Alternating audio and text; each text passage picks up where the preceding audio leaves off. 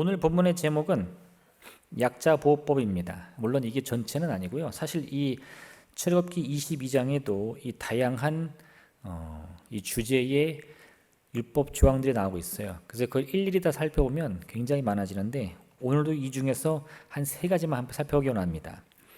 제가 이걸 준비하면서 느낀 점이 있는데요. 옛날에 한 목사님이 이런 설명을 해주신 적이 있어요. 우리가 음식을 먹을 때도요, 똑같은 음식에 나와도 그 음식 부위 중에 맛있는 부위가 있고 좀 맛없는 부위가 있습니다. 생선을 먹을 때도요, 이렇게 생선에 살을 발라 먹을 때 맛있지만 이 뼈 같은 거는 잘 먹지 못하잖아요. 말씀도 마찬가지라는 거예요. 술술 잘 넘어가는 말씀이 있는 반면에 이 뼈다귀처럼 딱딱한 말씀도 있다는 거예요. 사실 이 율법 조항들이 그렇습니다. 오늘 여러분들이 이 말씀을 이렇게 귀담아 듣지 않으면요, 사실 이거는 일부러 읽거나 집중하지 않으면 듣기 힘든 그런 본문들이에요. 저도 이걸 보면서 이걸 내가 어떻게 해석하나 막 고민이 될 정도로 굉장히 어렵기도 하고 복잡하기도 하고 또 지루하기도 하고. 하지만 좀 더 힘을 냈어요. 오늘 이 율법을 통해 어떻게 하면 하늘을 만날 수 있는가, 오늘 그 비결을 함께 살펴보기 원합니다. 할렐루야. 오늘 본문은요, 크게 보면 3가지 범주로 나눌 수 있는데, 첫 번째는 소유권을 침해당했을 때 어떻게 배상할 것이냐, 그런 이야기고요. 두 번째는 우상숭배. 사실 이 우상숭배는 특별한 게 없어요. 우상숭배와 관련된 것은 다 이 사형에 해당됩니다. 그 3번째는 약자를 대하는 자세예요. 나그네, 그 다음에 과부, 고아로 대표되는. 그래서 우리가 이것을 함께 살펴볼 텐데요. 첫 번째는 이 소유권 침해라는 그 항목에 대해서 우리가 사과의 의미를 함께 살펴봐야 됩니다.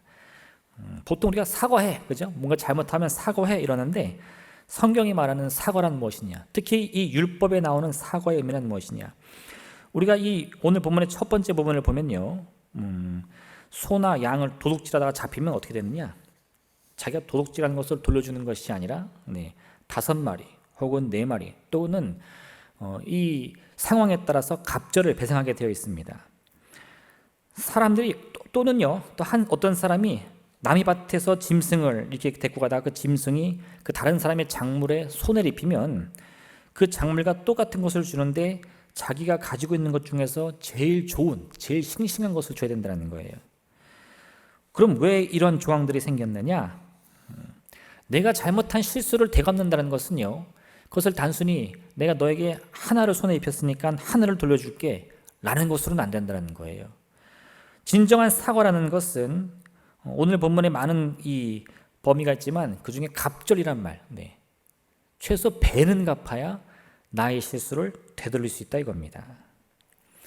출애굽기 12장을 보면 이런 이야기가 나오는데, 애굽 왕 바로가 10번째 재앙을 겪고 이스라엘의 해방을 선포합니다. 그러자 이스라엘 백성들이 이 바로의 명령과 함께 즉시 애굽을 떠나려고 막 빠르게 이 짐을 챙겨가지고 나가요. 그러니까 이것저것 꾸릴 새도 없이 정말 간단하게 짐을 차려서 나가는데, 그 나가는 중에 가진 것이 너무 없으니까 이 애굽 사람들에게 뭔가를 구합니다. 그랬더니 놀랍게도 이 이스라엘 백성들, 이제 노예에서 해방돼서 애굽을 떠나려고 하는 이 백성들이 그 애굽의 백성에게 뭘 좀 달라고, 필요한 것을 달라고 손을 내밀었더니 성경에 보면 음과 금과 폐물과 의복을 나눠줬다 이렇게 말하는 거예요.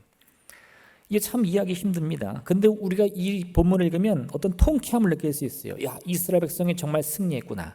그들이 노예에서 이제 하나님의 그 능력으로 애굽을 벗어나면서 이 애굽 사람들에게 금도 받고 은도 받고 보물도 받고 나가는구나 이렇게 생각합니다. 왜 그런 마음이 들까요? 받는 거니까. 원래 그 받을 자격도 없던 노예가, 이 종들이 하나님의 은혜를 덧입어서 주인들로부터, 그죠? 해방도 되고 그들의 재산을 이렇게 받는 거니까 너무 좋아 보이는 거죠. 또 하나, 아브라함이 가나안 땅에 기근이 덮치니까 애굽으로 피신하는 장면이 있습니다. 그때 애굽에 가보니까 아브라함이 걱정거리가 생겼어요. 그 아내 사라가 너무 이뻐가지고 혹시나 자기 아내에게 반해가지고 나를 죽이고 아내를 뺏어가면 어떡하나, 그 걱정이 되니까 이 아내를 아내라고 말하지 않고 누이라고 소개를 합니다. 그러니까 저 가나안 땅에서 온 아브라함의 누이가 굉장히 이쁘다 소문이 퍼져가지고 애굽 왕 바로가 그녀를 자기 왕궁으로 초대하죠. 아브라함이 자기가 한 거짓말이 있으니까 찍소리도 못하고 거기 앉아있다가 이 애굽 왕이 다음날 사라를 아내로 취하려고 하는데, 그날 밤 하나님께서 바로의 꿈에 나타나가지고요, 이 바로를 꾸짖는 거예요. 네가 아내로 맞이하려고 하는 그 사라라는 여인은 이미 남편이 있다. 결혼한 여인이다. 유부녀다. 그리고 그 남편은 누구예요? 그 오라버니라고 했던 아브라함이다. 말려주는 거예요. 그럼 바로가 아침에 일어나자마자 막 화가 나가지고 아브라함 불러서 막 따져 묻잖아요. 따져 물으면서 얼른 이 땅을 떠나라. 추방시켜버리는데 빈손으로 보내지 않습니다. 화가 나서 추방시키는데 그 아브라함에게 많은 선물을 들려준단 말이에요. 금을 주고 또 가축을 주고. 그래서 아브라함이 거부가 됩니다. 또 이 장면을 보면요, 우리 마음속에는 또 이런 생각이 들어요. 야, 아브라함 진짜 하나님의 은혜를 크게 얻었네. 하나님이 아브라함 엄청 사랑하시나 보다. 지가 실수해서 그렇게 했는데 하나님이 그걸 또 완전히 은혜로 갚아주시네. 왜 그런 생각이 들죠? 받을 자격이 없는데 받게 되니까. 할렐루야, 할렐루야. 그래서 이런 장면들을 읽을 때는 마음이 참 좋아요. 야, 나도 언제 그런 일 없나? 하나님이 누굴 꾸짖어가지고 야, 저 선물 줘서 돌려보내라 막 이렇게. 근데 한번 바꿔 생각해 보십시오. 이 바로의 마음은 어땠을까요? 아브라함에게 속아가지고 큰일 날 뻔한 바로의 마음은 어땠을까요? 또 반대로 이 자기들이 종으로 부려먹던 이스라엘 사람들이 떠난다고 하면서 자기들에게 손 내밀 때 그 애굽 백성들의 마음은 어땠을까요? 별로 좋지 않았을 겁니다. 어떻게 보면 얄밉기도 하고요, 화가 나기도 했을 거예요. 근데 왜 그들에게 선물을 주어서 돌려보냈을까요? 그게 자기 실수를 되갚는 방법이기 때문에 그래요. 화가 날 수도 있습니다. 내가 이렇게까지 잘못했나? 내가 이런 말을 들을 사람인가? 저 사람 너무한 거 아니야? 라고 하면서 나의 실수를 어떻게든 변명하고 싶을 때라도요, 이 율법 조항에 따르면 갑절은 갚아야 된다 이겁니다. 그 갑절을 갚아야 할 그 도둑들이요, 혹은 이 자기의 이웃의 밭에 손해를 끼치는 사람들이 기꺼이 그를 했겠을까요? 절대 그렇지 않습니다. 아마 막 억울했을 거예요. 내가 진짜 하나님만 안 믿었으면 그냥 손해본 것만 물어주면 되는데 개인이 하나님 믿는다고 했다가 이 갑절 물어줘야 되는 거 아니야? 막 화가 났을 겁니다. 근데 그렇게 해야 된다는 거예요. 여러분, 이게 하나님이 우리에게 원하시는 진정한 사과의 의미입니다. 하나님은요, 우리가 저지른 이 실수를 온전히 되갚을 노력을 원하시는 거예요. 말 그대로 그것이 하나를 손에 입혔으면 둘을 돌려줘라 라는 숫자적인 산술적인 계산이 아니라 최소한 네가 상대방에게 대해서 실수했다고 잘못했다고 느낀다면 최선을 다해서 그것을 되갚을 수 있는 마음이 생긴다는 겁니다. 물론 여러분, 어떤 사람들은 이 말 들으면요, 그것은 이치에 맞지 않다고 생각할 수 있습니다. 아니, 하나님, 그것 좀 너무한 거 아닙니까? 아무리 우리가 하나님 믿는 백성이라도요, 내가 하나를 손에 입혔는데 왜 둘을 갚아야 됩니까? 근데 여러분, 이거 아주 간단합니다. 이렇게 생각하시면 돼요. 그게 억울하시면 다른 사람에게 손에 입힐 일을 하지 않으면 됩니다. 할렐루야. 아주 쉽죠? 남의 물건을 왜 뺐습니까? 남의 마음을 왜 아프게 합니까? 남의 밭을 왜 상하게 합니까? 처음엔 욕심이 생기는 거예요. 이래도 되겠지? 안 걸리면 되겠지? 이거 내가 이렇게 말해도 모르겠지? 하지만 그것이요, 내가 그러한 잘못을, 그 실수를 저지를 때 그 일이 한 번 나에게서 행해지면 그것을 되돌리는 것은 어렵다는 거예요. 최소 2배 이상의 시간과 노력을 쏟아부어야 간신히 될까 말까 하다 이겁니다. 이스라엘 왕 아합이요, 궁이 많이 있었어요. 겨울철에 그 머물던 궁이 이스라엘에 있었는데 그 이스라엘 겨울궁에 묵다 보니까 그 자기 겨울궁 옆에 멋진 포도원이 보입니다. 그 포도밭의 주인이 누구인가 알아보니까 나봇이라는 사람이었어요. 그래서 그가 나봇을 찾아가가지고 왕이요, 이 나봇에게 말합니다. 내가 그 포도밭이 너무 마음에 드니까 나에게 팔아라. 내가 적당한 값을 주리라. 네가 돈을 원하지 않으면 더 좋은 밭을 딴 데서 줄 것이니까 그 내 왕궁 옆에 있는 포도원을 나한테 넘겨라, 이렇게 말을 해요. 그런데요, 이 나봇은 그 밭을 팔 수가 없었습니다. 왜냐? 돈이 마음에 들지 않아서도 아니고 왕과 이 거래를 하기 싫어서도 아니고요, 그것은 조상들의 유산이었어요. 조상들이 물려준 땅입니다. 근데 그 조상들이 물려준 땅은 단순히 제가 조상들로부터 받았습니다 이런 뜻이 아니에요. 레위기 25장 23절을 보면 토지를 영구히 팔지 말 것은 토지는 다 내 것입니다. 너희는 거류민이요 동거하는 자로서 나와 함께 있느냐, 이런 말씀이 있어요. 무슨 뜻이냐? 이스라엘 백성이 가나안 땅에 처음 들어갔을 때요, 하나님이 그들에게 기적적인 승리로 땅을 나눠줬는데 그때 제비 뽑아서 받은 이 각 지파의 땅들이 있습니다. 그 땅은 소유권이 하나님으로 되어 있는 거예요. 그래서 그것은 조상대대로 자기 가문에게 물려줄 수는 있는데 팔 수는 없습니다. 왜요? 진짜 주인은 하나님이니까. 요즘도 이렇게 부동산 거래할 때는 집주인이 직접 와야지 대리로 잘 안 되잖아요. 뭐 대리서 그 써주면 될지 모르겠지만 그 당시엔 그게 안 되는 거예요. 하나님이 진짜 주인이니까 그 조상들의 유업, 그건 팔 수 없습니다. 근데 그 포도원이 그거였어요. 그러니까 나봇이 자기가 팔고 싶어도요, 그 땅만큼은 하나님의 말씀 때문에 팔 수가 없습니다. 그래서 그렇게 말했더니요, 이 아합도 그걸 이해하고 알았다, 돌아가는 거예요. 근데도 속이 쓰려요. 어떻게든 가질 수 있지 않을까? 근데 이 아합의 아내는 페니키아의 공주였어요. 이스라엘 사람이 아닙니다. 공주가 가만히 그 얘기를 들으니까 말이 안 되는 거예요. 왜요? 이렇게 말합니다. 그의 아내 이세벨이 그에게 이르되 왕이 지금 이스라엘 나라를 다스리시나이까? 왜요? 아니, 우리나라 왕은 뭐든지 마음대로 하는데 이스라엘 왕은 이거 무슨 철부지도 아니고 왜 이렇게 힘이 없어요? 그죠? 갖고 싶은 밭을 돈 주고 산다 그래도 못 사온다는 게 말이 됩니까? 그래가지고 이 페니키아 공주가 자기의 방식대로 그 땅을 주겠다는 거예요. 어떻게 합니까? 거짓 증인을 세워가지고 나봇을 모함해서 재판에 넘겨 죽여버립니다. 그리고 주인을 잃은 그 땅을 그냥 거저먹는 거죠. 이거는 그 주변 나라, 하나님을 믿지 않는 나라에서는 비일비재하게 일어났던 일이에요. 힘 있는 사람들, 권세 있는 사람들은 그 약한 자들의 것을, 그 생명을 빼앗아서라도 얻을 수 있잖아요. 근데 이스라엘 왕은 그게 안 되거든요. 그러니까 아합은 그걸 고민하고 있었는데 이방 여인이었던 이 아내, 이스라엘의 여왕은 고민하지 않습니다. 나봇을 죽이고 그 땅을 뺏는 거예요. 그랬더니요, 원래 거기서 끝나야 되는데 아까 말씀드렸죠? 이스라엘의 진짜 주인은 누구다? 하나님이다. 그러니까 거기서 끝나지 않아요. 하나님의 선지자 엘리야가 아합을 찾아옵니다. 이런 선포를 하는 거예요.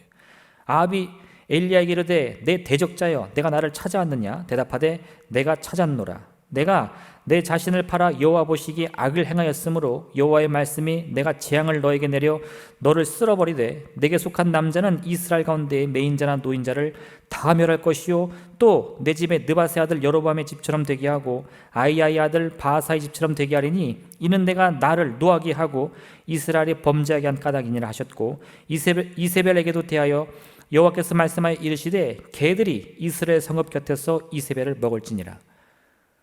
얼마나 끔찍합니까? 여기 나오는 이 바하사의 집, 여로보암의 집은요, 멸종을 당한 집들이에요. 지금 이 아합은 나봇 한 사람을 죽여가지고 포도원을 뺏었는데 하나님은 그 징벌로 뭘 말씀하시느냐? 너의 가문을 멸망시키겠다는 겁니다. 왜요? 그가 끼친 손해는 한 사람의 생명뿐일지 모르겠지만 그 억울함을 갚기 위해서는 그 가문 전체의 피가 필요합니다. 이게 하나님이 원하시는 방법이에요. 예수님은요, 마가복음 18장 6절에 한 사람을 실족하게 하느니 차라리 연자맷돌을 목에 걸고 물에 빠지게 놨다고 말씀하셨어요. 이거 잘 기억하셔야 됩니다. 우리가 한 사람을 상처 입히는 거, 한 사람에게 손해를 끼치는 것은 단순히 그것만으로 끝나는 게 아니에요. 그것을 없던 일로 되돌릴 수 있다는 것 희망을 가져서는 안 됩니다. 본래 여러분, 완전한 사과라는 것은 있을 수 없습니다. 누군가에게 상처를 냈다면요, 나중에는 흉터라도 남는 법이에요. 그래서 하나님은 뭐라고 말씀하시느냐? 그의 그 상처를 덮어주기 위해서는 최소 갑절의 노력이 필요하다 이겁니다.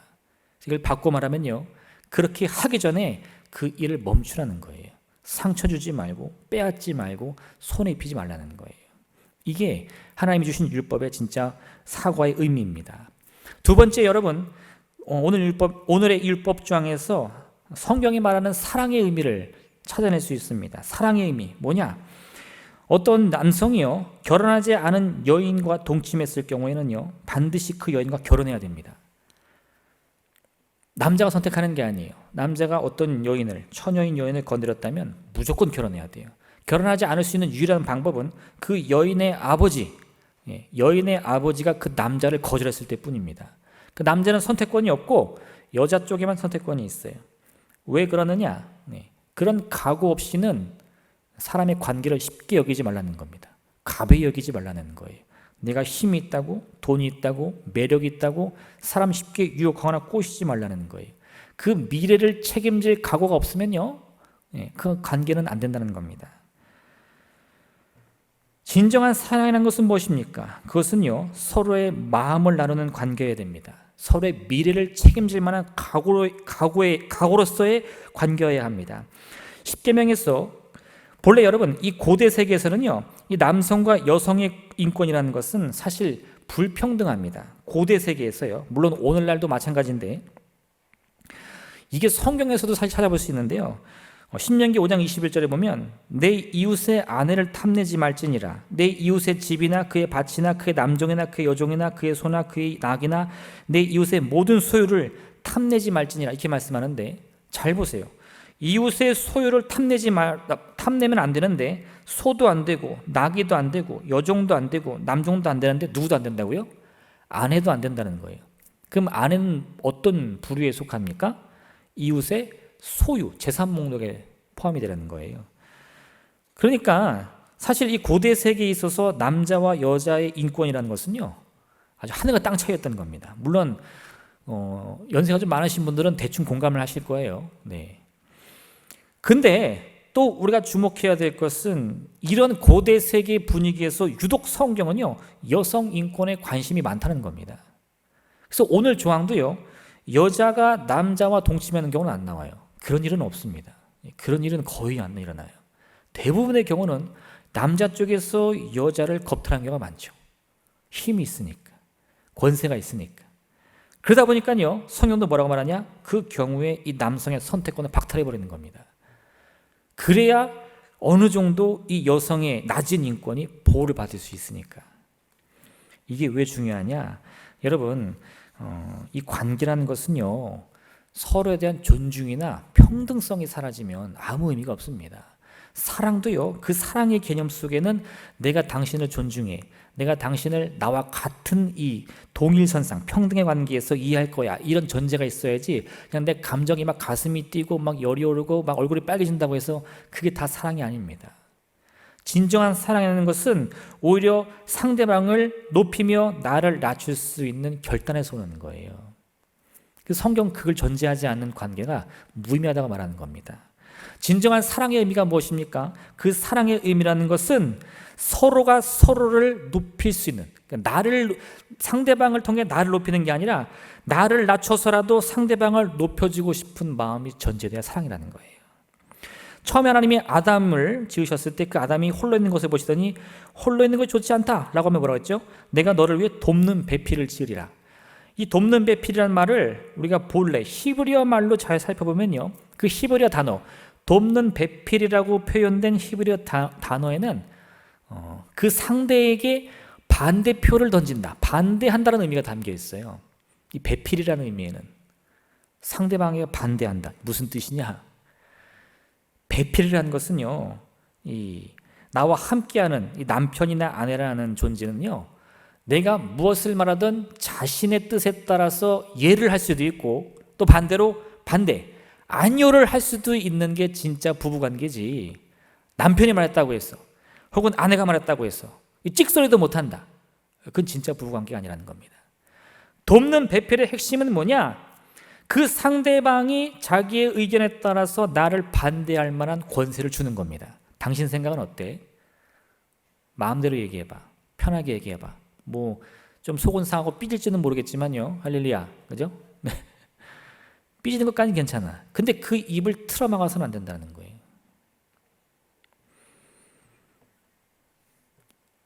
성경은 본래부터 남자 여자의 관계를요 이렇게 평등의 관계로 이해하고 있습니다. 그래서 오늘 율법 조항도 어떻게 하느냐? 지금 이 사회적인 전통이나 문화나 분위기가 남자에게 권세를 주고 그에게 뭔가 힘을 몰아준다면 하나님은 도리어 그 여성의 인권을 붙잡아 주겠다는 거예요. 이게 뭐 굳이 남자나 여자나 따지는 게 아니라 한쪽이 힘을 얻게 되면 힘없는 쪽에 손을 더 주겠다는 겁니다. 그게 하나님의 방식이에요. 그래야 그 둘이 함께 평등한 관계 속에서 서로를 존중할 수 있기 때문인 거죠. 상하 관계는 존중이 필요 없습니다. 명령만 하면 되죠. 물 갖고 와, 밥 차려. 할렐루야. 네. 존중은 그런 언어가 아니에요. 존중은 평등 속에서 나옵니다. 그러니 그 평등을 위해서는 어떻게 해야 되죠? 높은 자는 낮추고 낮춘 자는 높여야죠. 어떻게 해요? 율법을 통해서. 네. 가인은 늘 자신이 동생 아벨보다 높다고 생각했어요. 나는 동생보다 나는 형이니까. 그게 어떻게 됐죠? 그 둘이 함께 제사를 지낼 때 하나님이 가인의 제물은 받지 않고 동생인 아벨의 제물만 받으니까 동생을 미워해서 그를 꿰어내 죽입니다. 왜요? 네 깎게 뭔데? 이렇게 되는 거예요. 상대방을 업신여기고 나를 그보다 높일 때 우리는 내 마음속에 언제나 이 욕심, 이 교만의 유혹에서 벗어날 수가 없는 거예요. 만약 이 가인이요 한 번이라도 이 동생을 자기보다 낮게 여겼다면, 야, 저 동생 참 그래도 괜찮지, 내 동생이긴 하지만 참 똑똑해, 신실해, 착해 했다면 이런 일이 있었겠느냐 이거예요. 여러분, 하나님 주신 이 율법이란 것은요, 그 율법 조항들 몇 배로 갚아라, 어떻게 해라, 이 말에 있지 않습니다. 하나님이 그 말씀을, 그 조항들을 주신 의미를 찾아야 돼요. 왜 이러한 말씀을 내게 주셨을까? 왜 나한테 이러한 행동을 하라고 하셨을까? 왜요? 나보다 낮은 자라고 해서 그를 업신여기거나 그 위에 군림하지 말라는 겁니다. 물론 여러분, 이 평등의 관계도 잘 고민해 보셔야 돼요. 왜요? 하나님이 말씀하시는 평등이라는 것은 단순히 무슨 이 자로 키를 재듯이 똑같이 맞추는 게 아닙니다.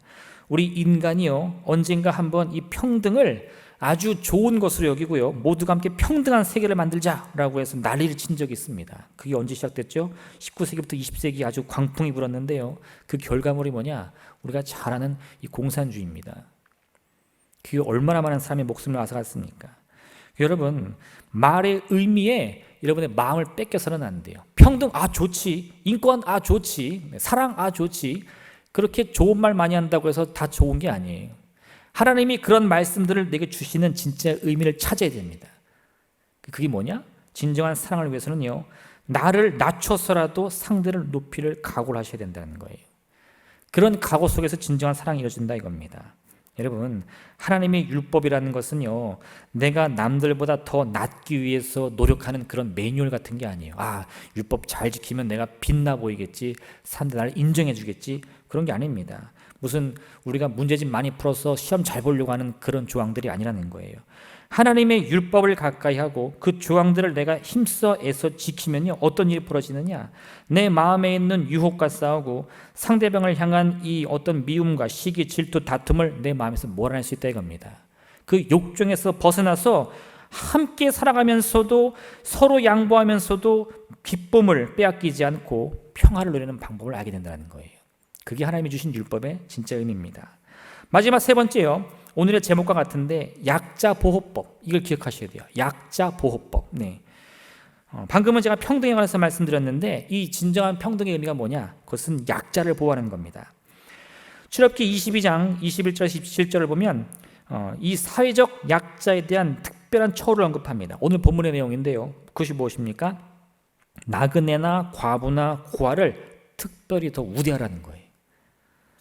이 나그네, 과부, 고아는 많이 들어보셨겠지만요, 당시 사회에서는 가장 힘이 없고 기댈 곳이 없고 의지할 것이 없는 가장 최하층민들입니다.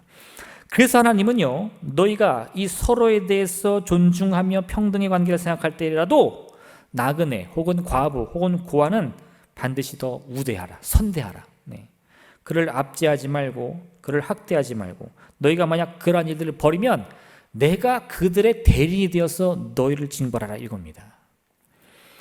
우리 인류 역사를 보면 왜 이런 말씀이 중요한지를 알게 되는데요, 지난 18세기 영국에서는 산업혁명, 놀라운 기술 발전이 일어나면서 영국을 세계 최고의 나라로 만들었습니다. 근데 영국이 세계 최고의 나라가 될 수 있었던 이유가 무엇이냐? 당시 이 영국의 발전하는 산업을 떠받들기 위해서 온 나라의 국민들이 다 노동자가 되었는데요, 특히 그 중에서 3분의 2에 해당하는 이 노동자의 비율이 어린아이와 여자였습니다. 그리고 여기서 말하는 어린아이는요, 놀라지 마세요, 4세 이상의 아이들이었어요. 만 4세, 만 5세, 만 6세 다 공장 가서 일했습니다. 하루에 몇 시간씩? 19시간씩. 이게 그 당시 영국의 모습이었어요. 놀란 것은요, 이런 어린아이들은 몸이 작고 어른보다 약하다는 이유로 하루 한 달의 품삯을 고작 2실링 정도 받았는데요, 이 금액은 당시 남성 평균 월급의 10분의 1 수준이었다고 합니다. 성인 남성이 200만 원을 받는다? 그러면 아이들은 20만 원 주는 거예요. 그리고 어떻게? 새벽 3시, 4시면 출근해가지고 밤 10시, 11시까지 노동을 시키는 겁니다. 아이들을, 10살 미만의 아이들을. 그리고 그 20만 원 주는 거예요. 그리고 뭐라 그래요? 영국이 최고다라고 말했던 거죠. 이게 우리 인류가 벌여온 일이에요.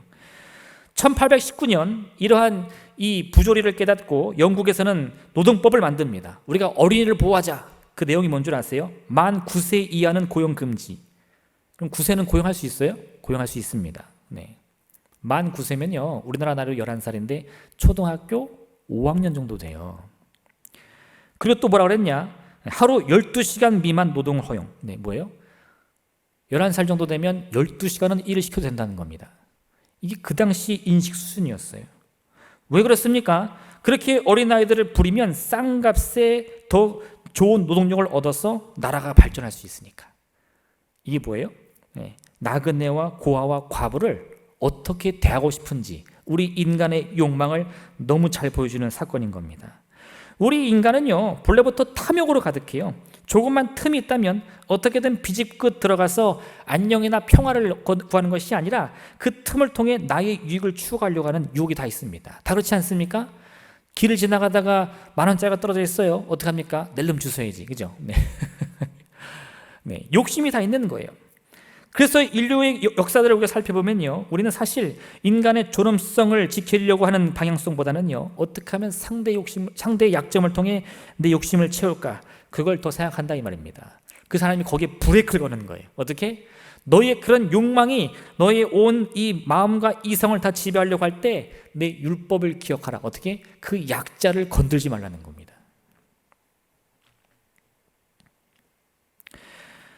마가복음 2장 17절 보면 이런 말씀이 있는데, 예수께서 들으시고 그들에게 이르시되 건강한 자에게는 의사가 쓸데없고 병든 자에게라야 쓸데있느니라. 나는 의인을 부르러 온 것이 아니요 죄인을 부르러 왔노라.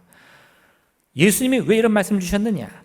병들지 않은 자는요, 의사가 필요 없지만 병든 자는 반드시 도움을 필요로 합니다. 근데 사회가 그런 병든 자를 무시하면 그는 결코 이 세상을 살아갈 힘이 없어요. 그 질병으로 죽고 마는 겁니다. 고통 속에, 슬픔 속에, 외로움 속에 죽는 거예요. 그와 같이 버림받는 겁니다. 그래서 예수님의 십자가는 이 땅 가운데 소외된 자를 위해서 밝게 빛난다 이겁니다. 세상 누구도 돌보지 않는 그들을 위해서 예수님께서 다가가시겠다는 거죠.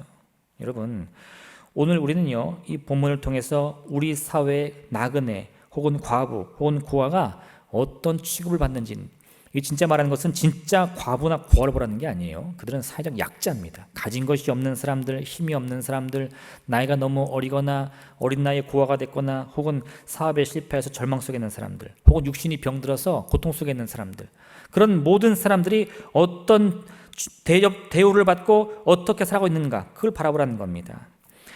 세상에서 멸시와 천대를 받는 이들의 외침이라는 것은 무엇입니까? 그건 아무도 들어주지 않아요. 멸시와 천대 속에 있는 사람의 외침은 누구도 들어주지 않습니다. 최근에도 이 학교 폭력이 문제된 적이 있죠. 그때 어떤 일이 벌어졌습니까? 폭력을 행한 사람보다 폭력을 당한 사람들이 그 목소리를 낼 수가 없다는 거예요. 아무리 맞았다고 괴롭힘을 당했다고 말해도 그 외침은 막히고, 이 때린 사람들, 힘 있는 사람들은 실수예요, 노는 거예요 하면 넘어간다는 겁니다. 문제 일으키면 안 되지, 너 저 사람 아버지가 누군지 알아? 이렇게 해서 끝난다는 겁니다. 유야무야 되는 겁니다. 결국 이 객과 고아와 과부의 외침은요, 세상 누구도 들어주지 않는데, 그래서 오늘 뭐라고 말씀하시느냐? 그들의 외침은 반드시 내가 듣겠다는 겁니다. 그리고 하나님 뭐라 그래요? 내가 그들의 외침을 들으면 결국 나의 노가 맹렬히 탈 것이다. 왜 이렇게 무서운 경고를 주십니까? 조심하라는 거예요. 무조건 조심하라는 거예요. 앞서 말씀드렸지만 이 나봇의 포도원 사건 다시 기억해 보십시오. 그 나봇이 억울한 누명을 쓰고 이 재판장에 넘겨져서 돌로 맞아 죽는데 누가 그의 편을 듭니까? 아무도 안 들어요. 왜? 이건 왕이 원하는 거거든요. 나봇은 그냥 그 억울함 속에 돌에 맞아 죽는 겁니다. 피를 흘리며. 그럼 거기서 끝나야 됩니까? 아니요. 하나님이 그 피의 외침을 들으시며 아합과 이세벨의 집안을 심판하시겠다는 거예요. 가인의 경우 어떻습니까? 아무도 없는 중에 동생 아벨을 죽였습니다. 누구도 몰랐어요. 누가 아벨을 죽였는가? 아무도 모릅니다. 그러나 그 죽임을 당한 억울한 이 아벨의 피가 땅에 스며들어 하나님께 외치니까 하나님이 그 피의 소리를 들으시고 가인을 찾는 거죠. 네 동생 아벨이 어디 있느냐? 여러분, 하나님은 철저히 약자의 편에 서시겠다고 말씀합니다. 왜일까요? 그래야 이 강자와 약자의 균형이 맞는 거예요. 강자는요, 어느 때나 그의 편을 들어주는 사람이 많습니다. 어느 때나 그의 그 작은 음성에도 귀를 기울이는 사람들이 많아요. 그러나 약자들은요, 아무리 목청껏 외쳐도 누구도 들어주지 않아요. 그럼 어떻게 한다? 하나님이 들어주시겠다. 그래야 힘이 맞지 않겠느냐? 네. 사실 하나님은요, 부자라고 해서, 힘 있는 자라고 해서 무조건 멸시하지 않습니다. 그를 심판하지 않습니다. 돈 많은 게 죄가 아니에요. 근데 무엇 때문에 이러시느냐? 이 땅에 이 강자들, 그들은 병이 없는 자입니다. 굳이 의사가 필요 없어요. 병든 자, 그죠? 소외받는 자, 그들에겐 의사가 필요하기 때문에 내가 그들의 편을 들어주겠다는 거죠. 여러분, 이 점 꼭 기억하세요. 하나님은 언제나 약자의 편에 서시는데, 이게 왜 중요하냐? 바로 이 나그네, 과부, 고아가 현재 우리이기 때문에 그렇습니다. 우리는 언제나 마음이 병든 자예요. 육신이 병든 자예요. 슬픔 속에 있는 자입니다. 우리가 인생을 살아온 날 동안 어느 한순간 우리가 아무 문제 없이 평안과 기쁨을 누린 적이 있습니까? 우리는 언제나 인생의 무거운 짐에 눌린 그런 삶을 살고 있어요. 근데 그런 운명 가운데 세상은 나의 외침을 들어주지 않고 언제나 나는 그 억울함 속에서 깊은 어둠에 빠져 있는 것 같은데 어떻게 된다고요? 하나님이 내 외침을 반드시 들으신다 이거예요. 그래서 이게 중요합니다. 여러분, 우리의 약함이라는 것은요, 우리를 시리에 빠뜨리고 우리를 절망하게 만드는 그런 요소가 아닙니다. 내가 약하다는 것은요, 사실 내가 약하기 때문에 하나님이 항상 나의 외침에 귀를 기르신다라는 증거가 되는 거예요.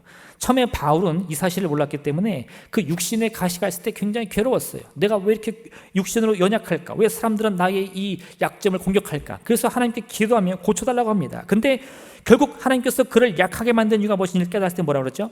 나의 약함이 강함이라. 그 비밀을 아는 거예요. 우리의 약함을 부끄러워하지 마세요. 우리의 약함으로 절망하지 마세요.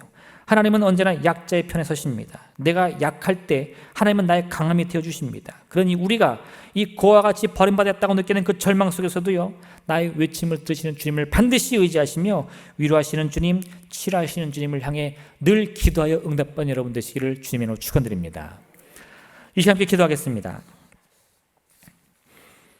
오늘 말씀을 여러분 마음 가운데 새기시면서요, 하나님, 참으로 우리가 언제나 이 약자의 편에 있음을 깨달게 도와주옵소서. 그것이 나에게는 절망의 이유가 되지 않게 도와주시고 주님을 만날 기도의 제목이 되게 도와주시옵소서.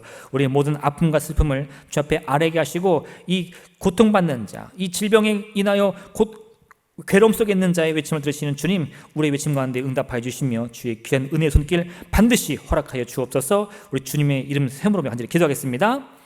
주여!